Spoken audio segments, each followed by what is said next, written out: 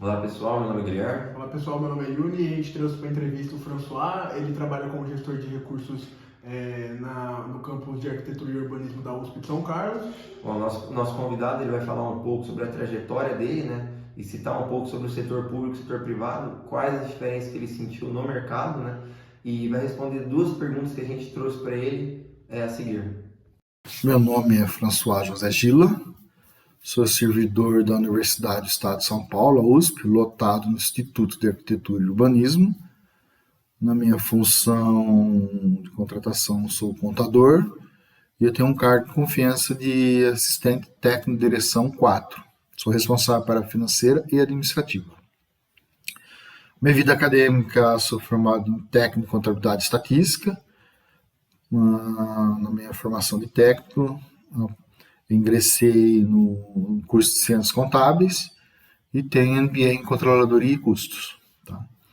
Minha vida profissional, trabalhei mais ou menos uns 12 anos no escritório de contabilidade, onde eu era responsável pela contabilidade, área contábil, né? Principalmente das empresas de lucro real, e algumas empresas também da parte fiscal, onde eu trabalhava não somente no escritório, mas nas empresas que eram nossos clientes, tá? Em 2000 eu passei um concurso na Universidade Estadual Paulista, né, Júlio Mesquita Filho, a Unesp, onde fui responsável pela contabilidade da Faculdade de Odontologia e da Faculdade de Ciências e Letras do campus de Araraquara. Trabalhei lá praticamente por 11 anos. Em 2011 fui aprovado no concurso da USP, onde eu estou até hoje. Tá? Quando eu estava na Unesp, né, eu trabalhei praticamente 3 anos também concomitantemente, como perito nomeado, né, da segunda vara do Fórum Federal de Araraquara. Tá? É uma função de confiança, mas quem te nomeia é a juíza, né? Não é concurso, nada, é nomeação. Tá? Das minhas atividades, né? No escritório, que eu posso falar, a principal situação nossa lá é o controle interno. Tá? A gente, para fazer os registros contábeis, né? Os registros contábeis da área fiscal, da área comercial, né? Também, né? Do estoque e pessoal, a gente tinha que ter o controle, um fluxo do controle interno, ver se estava sendo cumprido, e às vezes a gente tinha que analisar ver se tinha alguma falha. Tá? Senão a gente não podia fazer os registros contábeis, sim, fazia, mas tinha sempre uma observação de aprimoramento. Tais registros, né, subsidiava, né, alguns balancetes, alguns demonstrativos, alguns relatórios para as decisões, né, da diretoria. Tá? Principalmente quando uma empresa de SA, capital fechado, que tinha todo ano, tinha de apresentar o balanço, né, o auditado. Tá? A iniciativa pública não é menos trabalhoso, é um pouco mais trabalhoso. Uma porque é dinheiro público, né? E dinheiro público tem que ter um controle maior, na minha visão. Tá? Então eu falo que a iniciativa privada não tem também. Só que lá quem manda é o dono, né? Qual que é a principal diferença entre a contabilidade pública e privada? É um dos princípios do artigo 37, né? Legalidade. Iniciativa privada, o dono da empresa, a empresa, né, o gerente lá, eles podem fazer qualquer ato, tá? Administrativo, desde que não seja proibido, tá certo? Se não tiver proibição, não pode fazer, pode fazer. Se vai gerar despesa ou receita, é problema da empresa, né? Agora, a administração pública já é diferente. A administração pública pode fazer tudo, desde que a lei permita. Se a lei não permitir, mas é legal. A lei não permite, você não pode fazer. Vou dar um exemplo que eu estou tendo enfrento já faz alguns anos, tá? Eu acho que na FEA não tem esse problema, mas no Instituto de Arquitetura eu tenho. E já relatos de alguns colegas de instituições de ensino falam que tem um problema. É a compra por internet. Vamos lá, vamos comprar um exemplo. Vamos comprar um computador, notebook na internet, com a mesma configuração. Você vai no site da Dell, vai estar, sei lá, 2x, 2.000, 3.000, 4.000. A gente não consegue comprar na Dell, porque ele só compra o cartão de crédito, ou boleto. A legislação não permite, até esse presente momento. Eu acho que também vai difícil, né, mudar, né, vai ter que mudar 4.320. Não permite comprar. Nossa compra é por processo de licitação, ou dispensa de licitação, que tem um procedimento na legislação.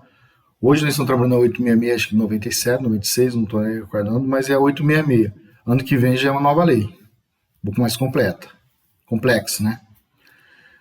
Então, para você convencer que a iniciativa pública não consegue comprar um notebook da Dell por 3.000 e a gente compra por 4, não é fácil não. Só que a gente está dentro da lei, né? A lei nos obriga a fazer o processo de licitação, de pregão, mesmo pagando mais caro, está dentro da lei. Porém, a Dell não vende para nós, só vende com cartão. Então essa é difícil o entendimento do usuário, do docente da minha área, da secretaria do informática, que eles conhecem tudo, né? Mas esse é um exemplo claro. Se é privado, vai lá no site da Dell, compra 10 notebook, passa o cartão, gera o boleto, paga antes. Se é pública, não. 10 notebook, o valor dá 30.000, processo de pregão, o cara entrega e vai receber depois de 30 dias. Então, tem umas particularidades. Só que também não foge do controle interno também da iniciativa pública, que é mais imponente, né? Ele é mais visto no iniciativa pública, porque a gente cria processo. E cada fase do processo que envolva recurso orçamentário ou financeiro, ou orçamentário financeiro, passa para a contabilidade, onde ela vai analisar o processo se foi cumprido todas as legislações pertinentes. Daí você vai fazer a autorização, no caso da reserva, do empenho, da liquidação, do pagamento da liquidação, mediante a legislação, que isso é um processo. E cada fase o contador é responsável. Tá? Isso na parte de contabilidade pública. Entendeu? Agora, vamos falar qual a principal motivação de um contador. Depende da área que vai trabalhar. Na minha área pública, já trabalhei muito na área privada. É a atualização da legislação. Isso vocês não vão escapar. Todo mês, todo dia vocês têm de ler. Mudança de legislação, mudança de norma, mudança de procedimento. Isso não escapa. Se o contador da área privada esquecer de ler uma alteração do imposto de renda, ele pode apurar o imposto de renda maior ou menor, apurar um tributo, alguma coisa errada. Então, sempre tentar atualizado um profissional. Vocês vão estudar 4, 5 anos, na verdade, vocês vão estudar o resto da vida. Tem de gostar. E isso na iniciativa privada, na pública também não foge não, tá? Porque na iniciativa privada, o contador sim é solidário se fez algum erro, tudo, só que na iniciativa privada a solidariedade do contador é maior, tá? Porque ele é o responsável do controle interno.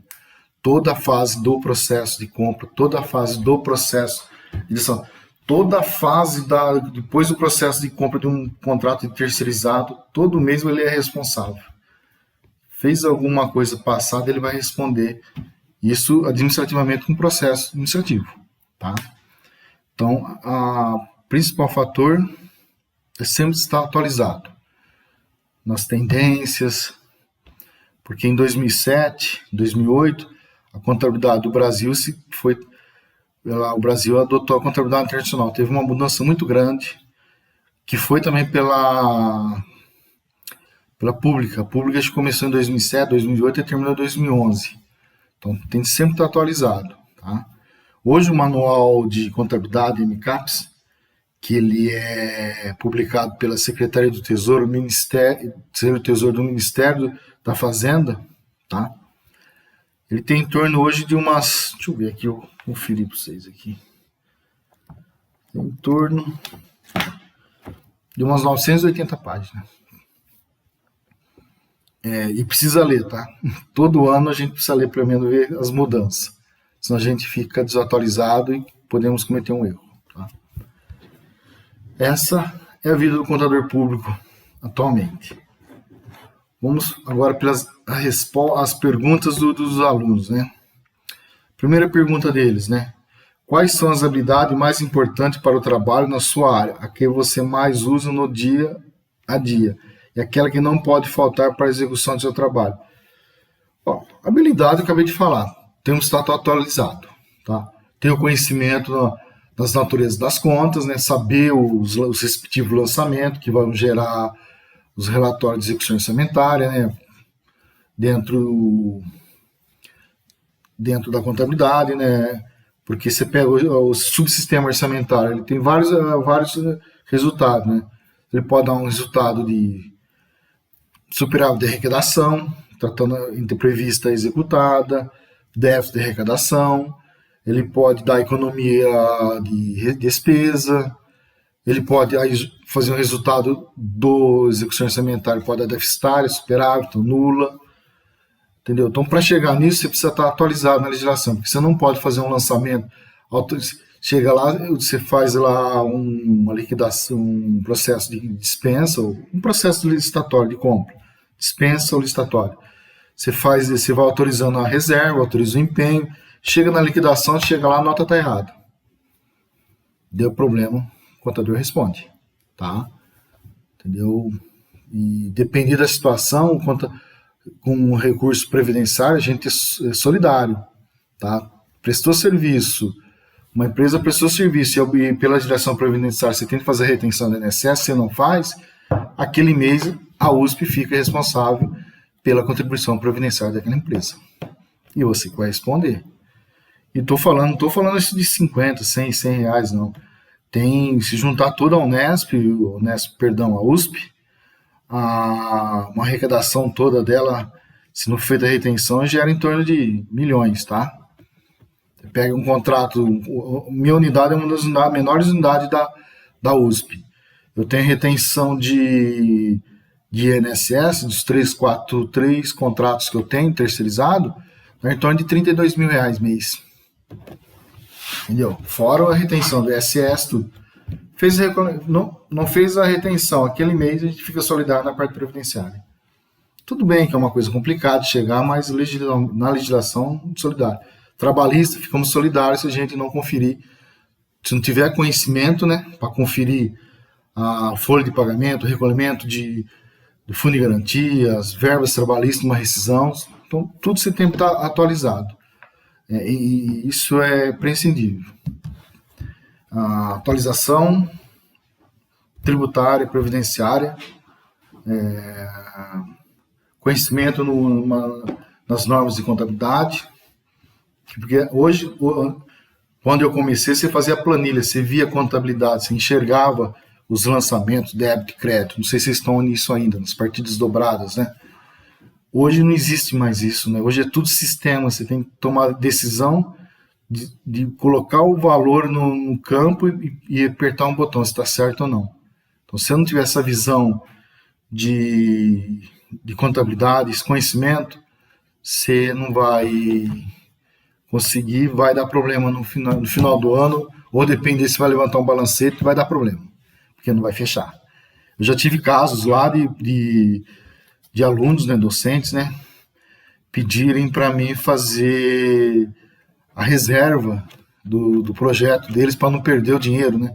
Porque para o orçamento público, assim, tem um ano para gastar, dependendo do projeto, ele pode passar para o ano subsequente, mas chega lá e fala, vamos fazer a reserva que eu não perco. Eu falei, isso não existe. Saldo de reserva vai ser cancelado para apuração. Então, a maior situação é se estar atualizado, tá? E ter conhecimento nas normas contábeis, tá? A segunda pergunta, qual foi o ponto mais importante da sua trajetória que fez você chegar no patamar que você chegou? Esse ponto aí, eu acho, na minha visão, eu estou hoje como assistente pelo conhecimento que eu adquiri na atividade contábil. Tá? Como eu falei assim, tudo que se passa numa instituição pública, ou numa entidade privada, ou numa entidade sem fins lucrativos, né? O contador ele precisa fazer o seu controle interno para não ter alguma conduta, né, indevida, registrar isso, entendeu? Registrar. Que antes é privada a gente cria processo, no público a gente cria processo, na agenda privada a gente cria pastas, né? Diferente processo, mas tem uma similaridade, né, de controle. Que lá também tem livros fiscais, tudo para dar lastros, né? Extratos, que isso privado não tem. Que a pública tem também, mas todo ato público tem que ter um processo, né? Entendeu? Processo de emissão, processo de contrato, processo de licitação, tudo. Então, acho que desse conhecimento meu que vem da contabilidade, de ter uma visão sistêmica da instituição, de controle interno das fases, eu acho que isso que me levou ao cargo que eu tenho hoje. Entendeu? E hoje, além do serviço de contabilidade que eu sou responsável, tá? Não atuo muito à frente, que a gente tem um setor, mas perante a lei, algumas atividades são da contabilidade. Eu tenho de controlar toda a parte de contratos, né? Contratos terceirizados, contratos de obra. Então, tudo isso me levou, tanto pelos fatos contábeis, de deixar o processo transparente, né? Instruir o processo bem instruído, para gerar os fatos contábeis. Eu acho que isso que me trouxe ao cargo que eu tenho hoje, tá? Hoje, tipo assim, se falar em contabilidade, né, o pessoal não fala, não perde. Todo lugar que eu trabalho eu ganho um apelido, né, acho que todo mundo lembra, é Fran. Não falo de contabilidade, Fran, porque eu sou apaixonado por contabilidade pura. Tá? Você tem uma diferença entre duas universidades, né? A contabilidade da USP, ela é centralizada na reitoria. Então, tudo esse sistema, por isso que eu falei, quando você for fazer um registro de contábil, você tem que saber o que o sistema está fazendo, para você não fazer alguma coisa errada. Ou se o sistema está parametrizado errado. Entendeu? Isso na USP. Já na Unesp você sente mais a contabilidade, porque ela é contabilidade descentralizada. Cada unidade tem sua contabilidade, apura o resultado, tudo. Depois a gente tinha um prazo, né? Que é o 5º dia útil do mês subsequente, para encaminhar o balancete para consolidação. E no final do ano a gente fechava o balanço, gerava os livros diários, razões, né, tudo, e ia o balancete de 31 do 12, e mais o balanço para consolidação. Né? Então na Unesp eu senti um pouco mais a contabilidade na mão. Na USP ela é uma contabilidade mais de prevenção, de controle interno, tá? Não estou falando que a Unesp não tinha. A Unesp tinha todo esse controle interno, mas a gente era mais responsável pelo assinar o balanço. Na USP, não. Eu acho que não posso falar, deve estar o mesmo esquema, mesmo procedimento lá. Vai fazer 12 anos que não tenho mais contato com eles. Tá? Mas o serviço de contabilidade é isso. Tá? Ele é essencial para qualquer empresa, para você ver um exemplo. Ixi, já passou. Passou já os 15 minutos. Peço só dar um exemplo para vocês, né, que eu acompanho também a iniciativa privada. O MEI que estavam falando que nunca precisava de contador, todo MEI que não tem contador, ela sempre vai ter um problema administrativo interno dela. Em balanço, em CND, porque não tem um contador para orientar. Tá? Desculpa de ter passado 4 minutos, tá? E agradeço o convite e espero que tenham compreendido o que é contabilidade pública e um pouco da privada na minha experiência. Então, obrigado